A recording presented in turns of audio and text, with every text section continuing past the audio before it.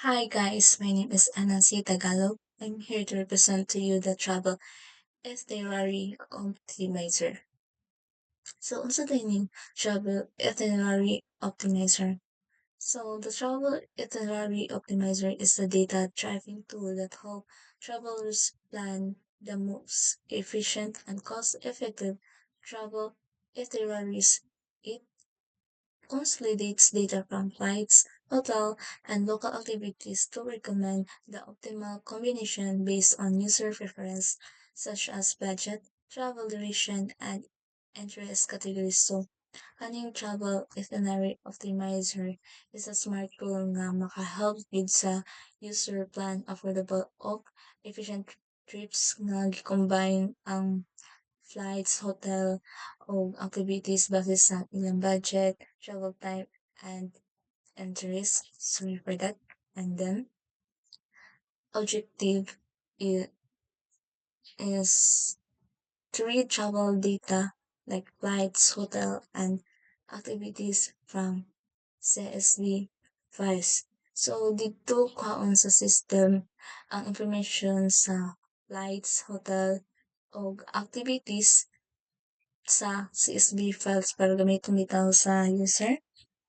And then to allow the user to view and add travel destination and related data. So, i-allow po ang user na mag-view sa destination o mag-add o travel destination nga related po dito sa data.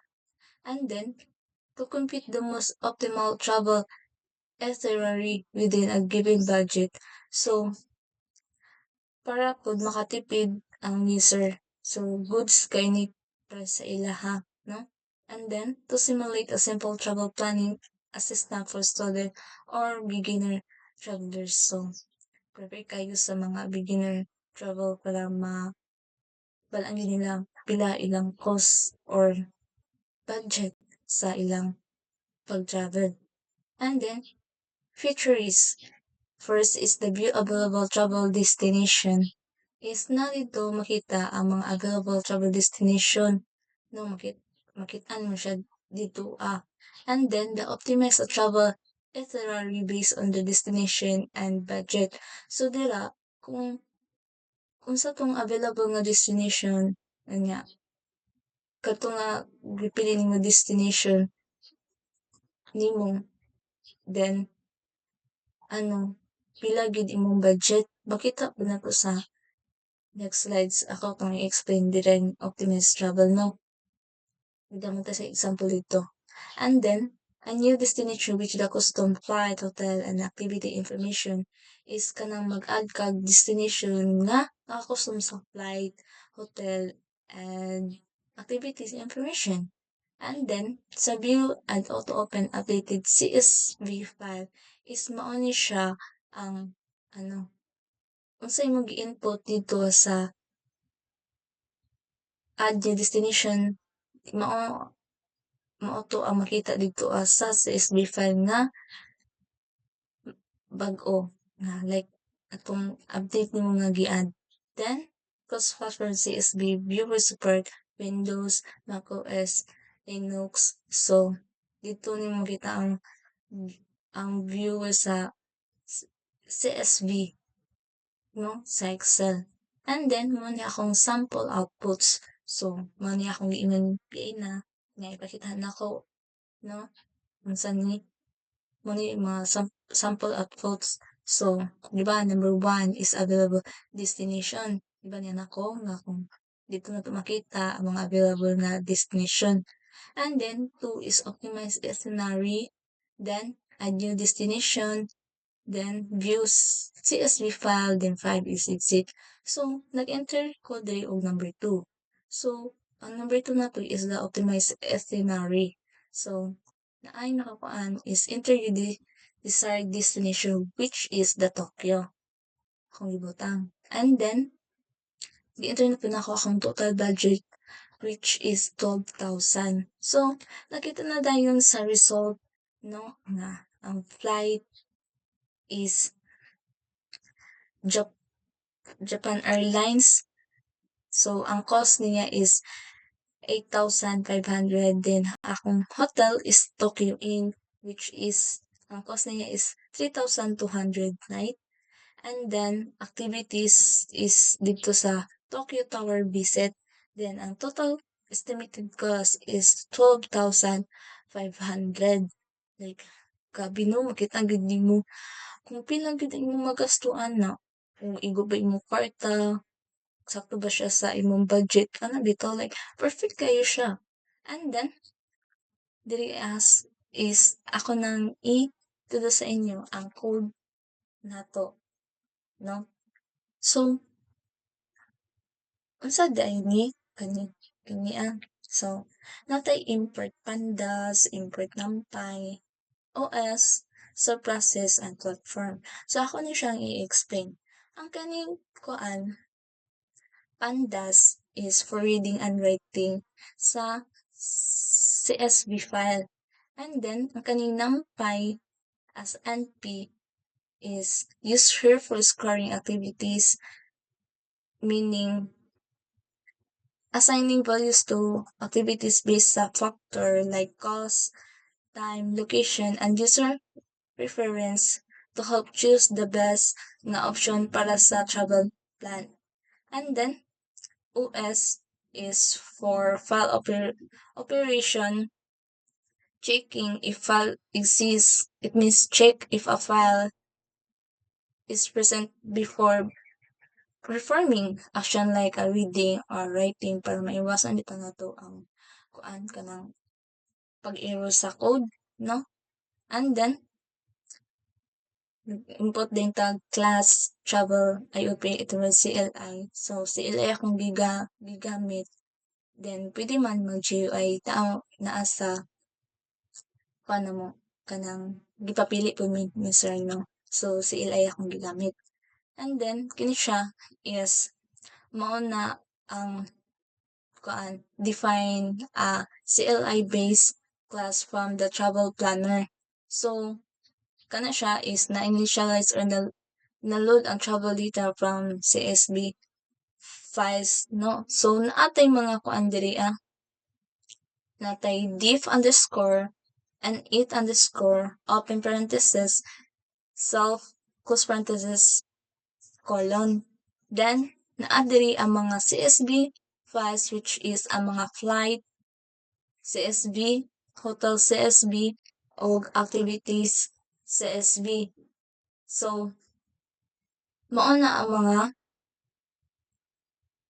na kuha na to sa initialize or load the travel data from CSV files kini sila. And then, nag-input upod din ta og div underscore load underscore or underscore create underscore data open parenthesis self close parenthesis colon. So, mo ni siya ang creates files with the sample data if they do not exist. So, if not, os.path.exists open parenthesis self.flights underscore file close parenthesis colon flights underscore data equals curly braces. Then, naadiri ang kuan from Manila to Tokyo or Seoul ba or asa nga kuan destination imong gusto. And then, airline na to is Japan Airlines, ANA, Korean Air. Then, atong price is, which is the 8,500, 9,000, 7,500. And then, curly braces, pd.data frame, open parenthesis, flights underscore data, close parenthesis, dot 2, underscore CSV, open parenthesis, self, dot flights underscore file, comma, index equals false. So, muna tong create files with the sample data if they do not exist. No? And then, naapunta diri ay sa part sa hotel. atong silang asa nga di ba which is natay city is Tokyo ba or sa Seoul. Then ang mga hotel name is Tokyo Inn, Senjoku Hotel, Seoul Stay. Then ang price per night niya is at 3,200, then 4,000, then 2,800. Tapos napunta diri as katong mga activities. So nagyapon tay city, then activity name which is the sushi making class, Tokyo Tower visit, anime district tour or palace visit. Then ang mga rating niya is 4.5, 4.3, 4.7 o 4.0. And then gipang load na to into memory. So morning dito na makuan sa CSB bus.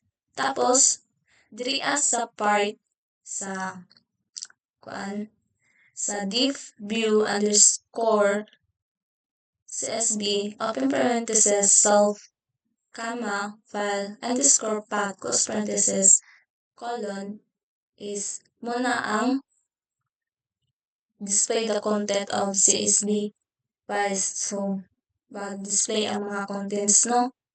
And then next is the diff view underscore destination open parenthesis self colon. So money ang pink unique destination available in the data set, no? Makita dito ang mga available nga data set dito tapos diri sa part nga find best itinerary within budget for a given destination is naan siya diri this activity option value score iyang cost iyang mga rating, so which is the filter and short options by price and value, then gi-calculate ang mga cost sa flight, hotel o 4 nights for 2 nights sa hotel, no? And then the add highest rated activities within the remaining budget. And then next is diri sa part sa div open underscore CSB underscore in underscore Excel open parenthesis self comma file path close parenthesis colon is money dito ang open the CSV file using the default system viewer. Dito na to ma-open ang CSV sa Excel, no? Pag once nga gusto nimo sa Excel, pero pwede man ta dito mo view sa katabi tang number 4 dito makita mo po nato dito ang mga gipang input or mga data. And then diri sa div add underscore destination open parenthesis self close parenthesis colon is naa diri ang katong mga enter destination, enter airline, enter flight price. Dito na siya sa mag-add kag destination. So naa diri ang mga hotel, then hotel name, iyang hotel price per night, then ang sa mga activities, no, which is katong mga interactivity cost ba din yan yung mga ratings. So mao ni ang allow the user to append the new destination details, gi-collect ang inputs sa flight, hotel ug activities. Unya mo append din siya sa respective sa CSV file. Tapos diri sa div run open parenthesis self close parenthesis colon is nata diri gipamprint na to, which is mao ang atong makita dito sa sample output, no? Katong kaniya sila mga view available destination, optimize itinerary, and view destination, view CSV files, then 5 is 6 mo ni ang main command loop to navigate the CLI. So mga itong nakita dito no? So nagkuan ta diri if choice equals nag-double quote ta din na ay 1, no? Kung kuan self-view destination, if 1 daw, is trace na to ang 1, makita na to ang kuan view available destination. Then, LF trace 2, makita na to ang atong destination ug ang budget. Kung pila imong budget, ana. Kung gusto nimo unsa nga destination imong gusto. Tapos, kung F LF trace number 3 is mao to mag-add ka sa mga bag-ong destination.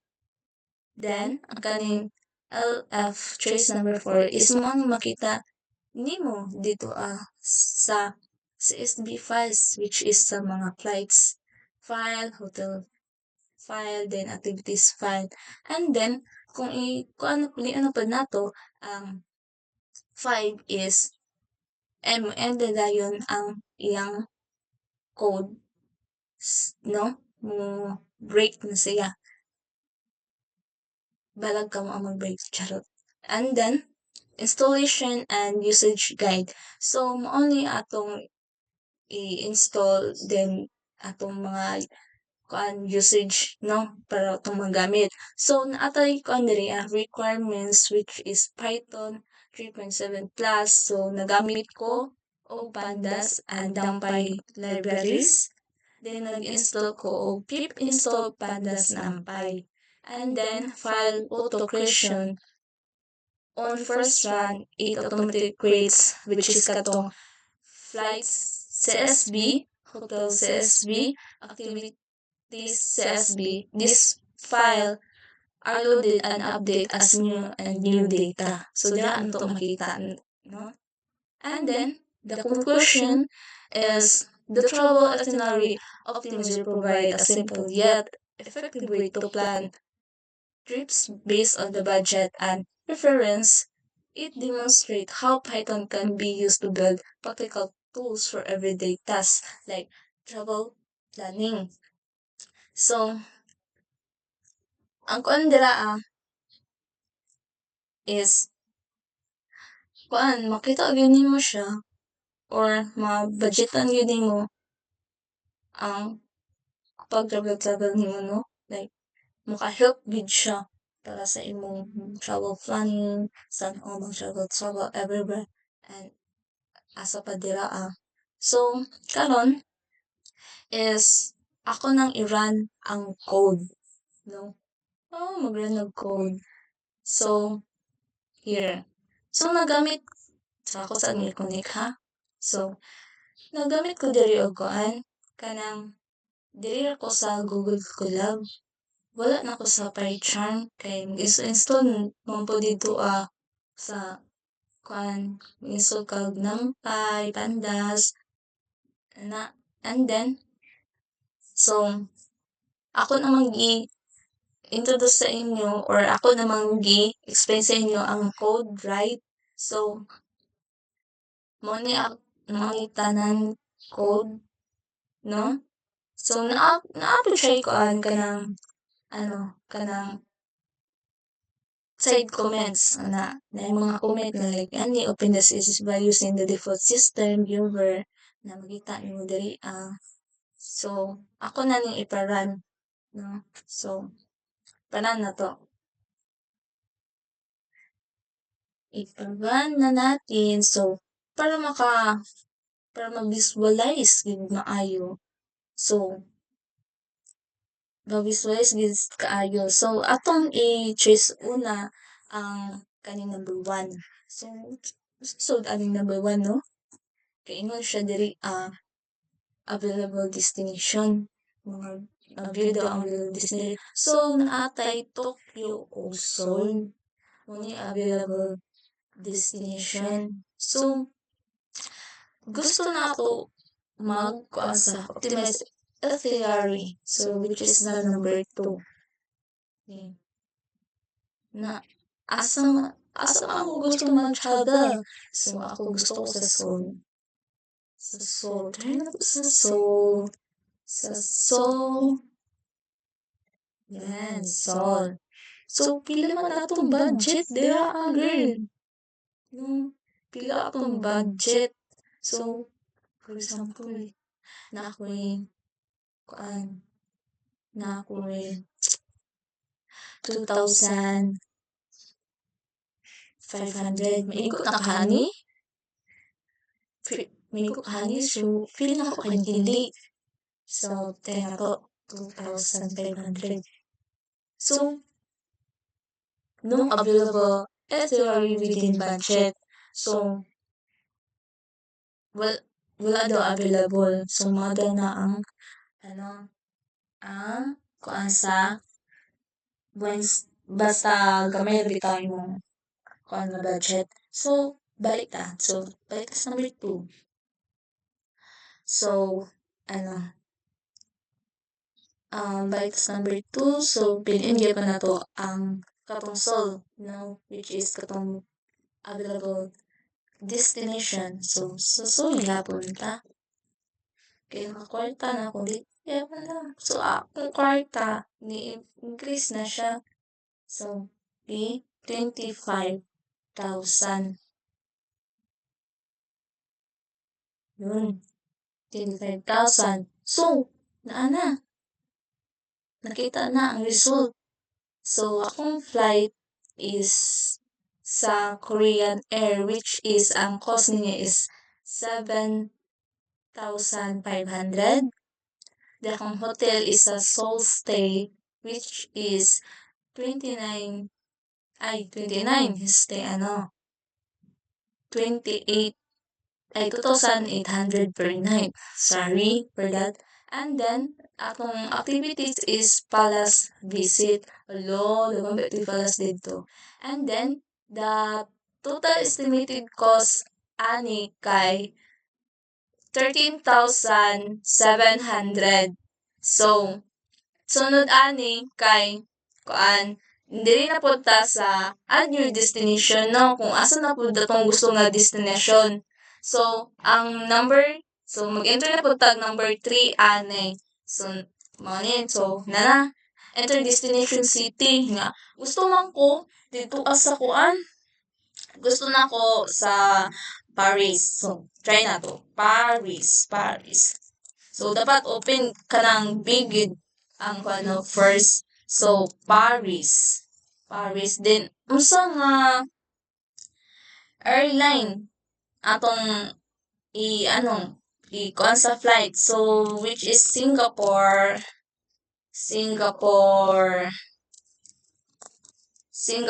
Airlines.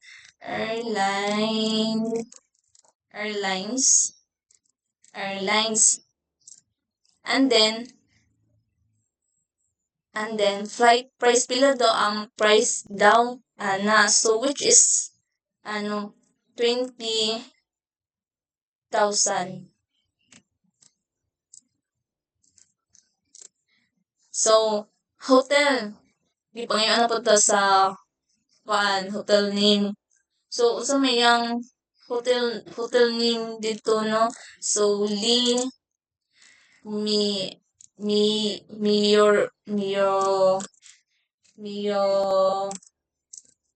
Freeze. Then, iyang hotel price per night daw, pila daw. So, ang kwan dito kay 25,000. 25,000. And then, kuan na pud ta sa enter activity name. Usa daw ang mga activity daw dito ang kuan which is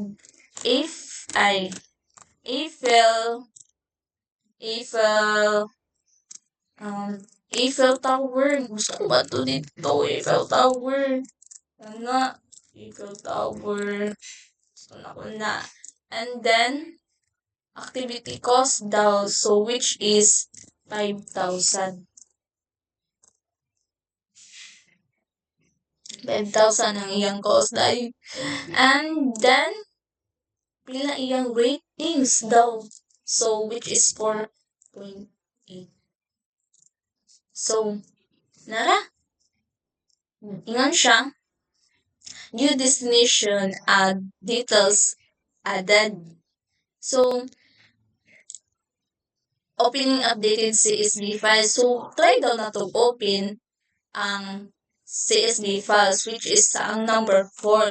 Kung naa ba dito ang katong atong gi-import bitaw nga katong Paris ana. So, ayun, naa siya. So, nakita gyud siya man. So, di ba, nag-enter tag number 4. So, naa diri amang katong contents sa flight CSV. So, naa diri katong sa Tokyo, sa Seoul, o naa Maynila to Paris. Ang airline nato is Singapore Airlines. Then, ang prices nila. And then, the next is content sa hotels. Hotels, no? So, naa diri ang city. So, sa Tokyo, sa Seoul, Paris. Then, mga hotel name nila. So, naa, katong itong gi-input bag-o. Then, per night, ilang price na diri no, nakita gid siya.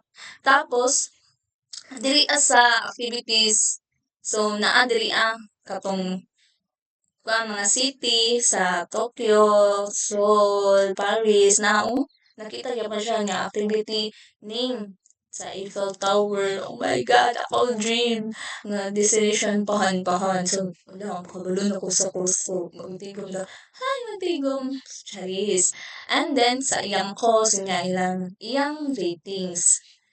Tapos, if gusto pa ka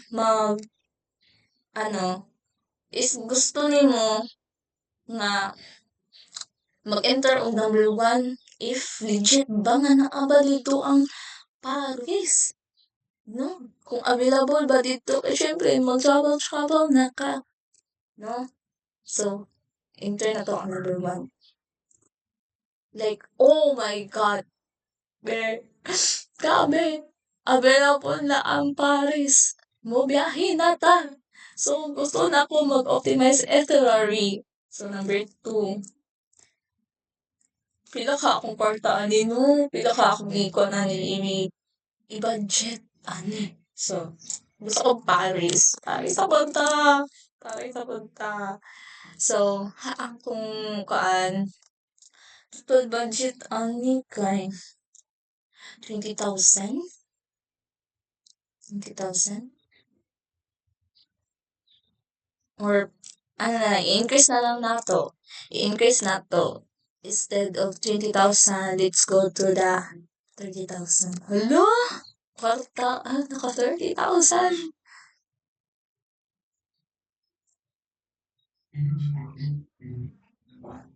Hala. Hala. Hala. Hala. Hala, grabe. Daana. Di ba? Nakita na to. Ang flight na to is, ang airline na to is Singapore Airlines, which is 20,000. Then, ang hotel na to, Limeris, 2,500. Then, sa Eiffel Tower, the estimated cost na to is 75,000. So, I want add more destination para daghan tay choices as a user. No? If ganahan ka, mag-add ang yapon ka og destination para ma-available siya, no? So, enter ka pa itong number 1. So, di ka po naman ko. Ako na ni siyang exit. So, which is number 5. So, yun. Nag-stop na ang atong code. So, maana ni tanan, guys. And, yan siya. Goodbye. So, I hope nga namin nasabtan sa atong thank you daw, thank you. Sa atong project na Travel Itinerary Optimizer. God bless and ayaw mo kaasa sa coding. Charis, love lang good, love lang good. So, thank you very much. Thank you for watching.